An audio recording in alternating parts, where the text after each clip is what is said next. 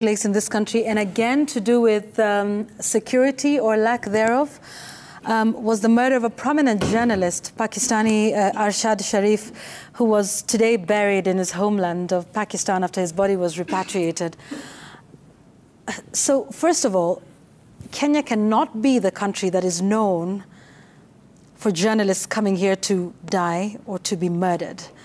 And that for me is just one of the strongest messages, you know, out of this, and all those interesting things. And many Kenyans probably had never heard of Arshad Sharif, you know, until the incident that took place earlier this week. In fact, it was on Sunday night, yes. Kuamkia asubuhi, wa Jumatatu. Who is this man? Arshad Sharif. And Jamila, Why? What was he known for in his homeland, Pakistan? And, you know, how did he end up here? Arshad Sharif was buried today, as you said, in Islamabad. Thousands of mourners were there for the funeral prayers at a mosque called Faisal Mosque. It was near where he lived. And I say thousands are there because literally there were thousands of people there. And Arshad Sharif was one of the most popular television news anchors in Pakistan. And he was known for doing hard-hitting investigative pieces. He had a show called Power Play, which really questioned a lot of the government directives and government orders and politicians, and was quite popular in Pakistan. He's an award winner. He's won the Asian Investigative Award. He's won a War Correspondent Award. He's won what they call the Pride of Performance Award. So he was quite popular in Pakistan. He had a show called Power Play on ARY TV that really used to attract a lot of viewers. In fact, Arshad Sharif left Pakistan in August of this year.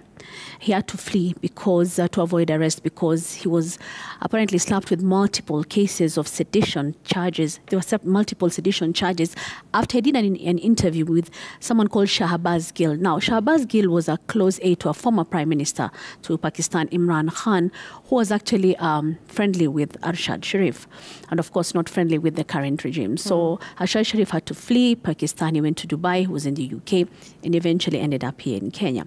And even before his death, I think a day before, he still was uploading videos. He was still doing his show on YouTube because he was fired by ARY TV before he actually left the country. But he still continued doing his journalism work, and he still had uploading videos on YouTube. The last video that was uploaded was a day before his death, and I think by yesterday it had over almost 2 million views. And I remember watching it because I understand a bit of Urdu, and he was still talking about, there was a senator who had been arrested, was released, and he was talking about how much politicians should say is the amount of gifts they receive. What is a gift to a politician? You know, those are the things he used to do. Yeah. And then, of course, he was killed in Magadi in Kenya.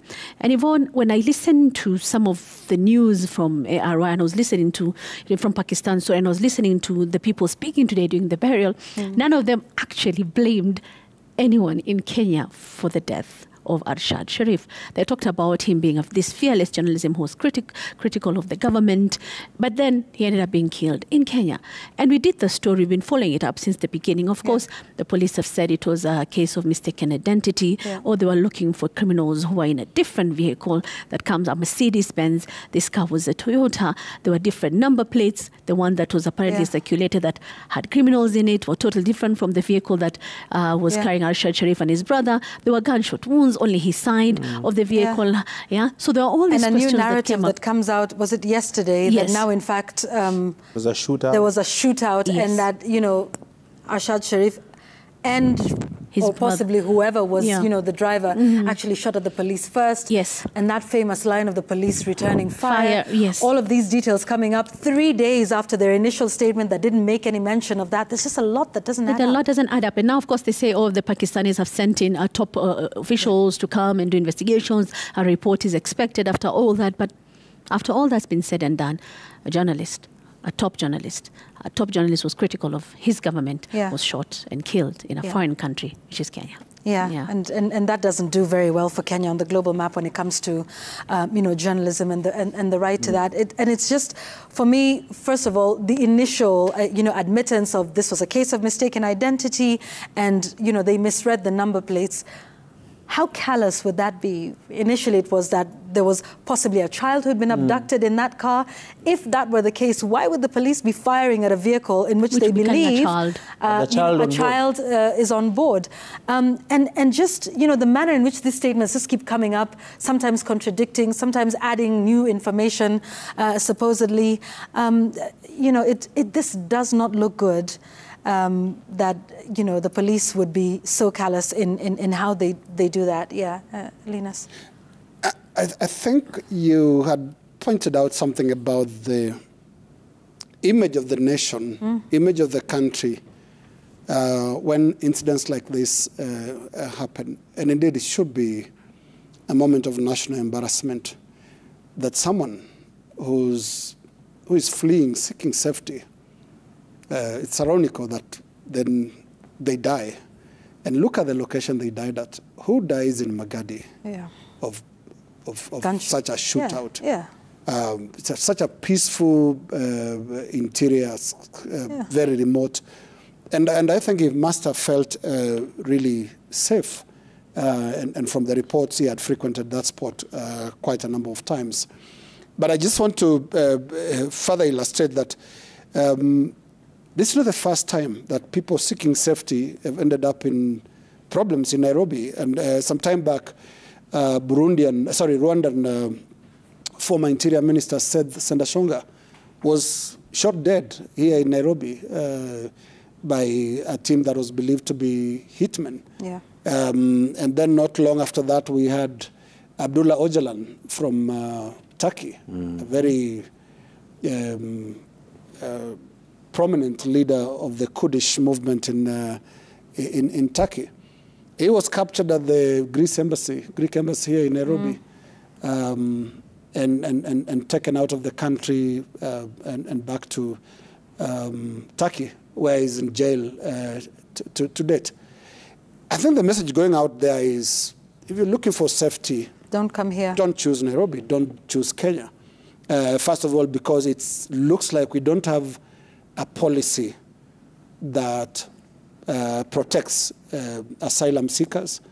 I remember just the other day, was it former presidential candidate Wajakoya trying to help some politicians fleeing from Tanzania, who ended up in a police station in Kajiado. It just tells you the environment here is not very well versed with that space of human rights related movements like that.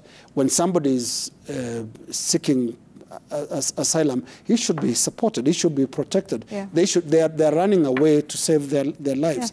Yeah. So it's quite an embarrassment that this happens. And so, in terms of how we are perceived,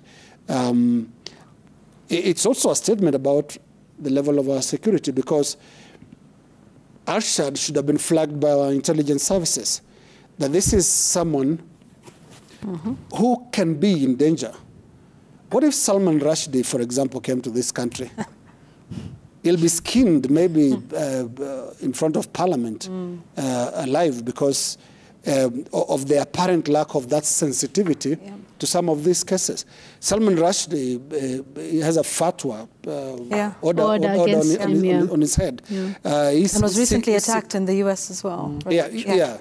So there'll be some of these people who will run into problems back home. And even in this country, we had people run into trouble some time back, and you had to flee. There's Norway, there's Sweden. And you know, they were not exposed, that they didn't die in the streets the way some of these people like Arshad, who should have been flagged, in my view, by the intelligence services, who then should have then taken measures to ensure that, hey, keep a watch of this guy. Yeah. Even if he's going to Magadi, make sure he's safe. Yeah.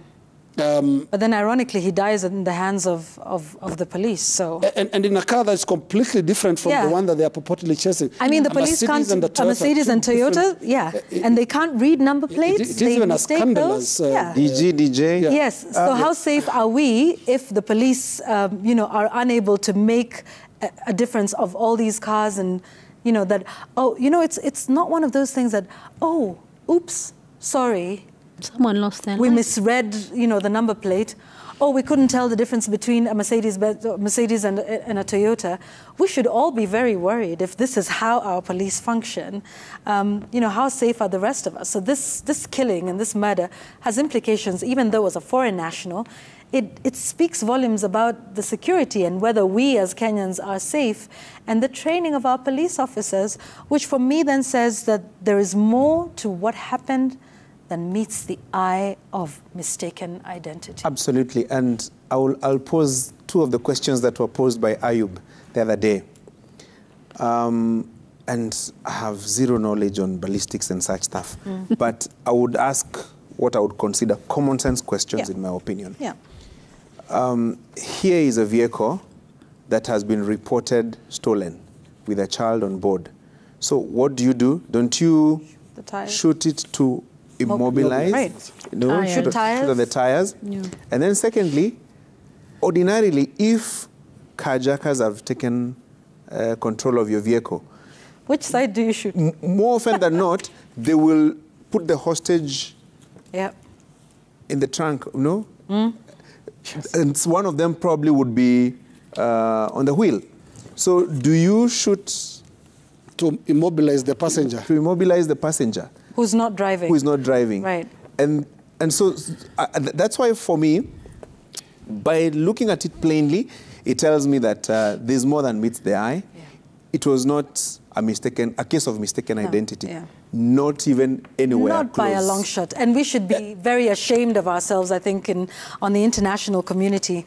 And I think, you know, whatever it is, you know, to date, we do not know the officers who are behind this. And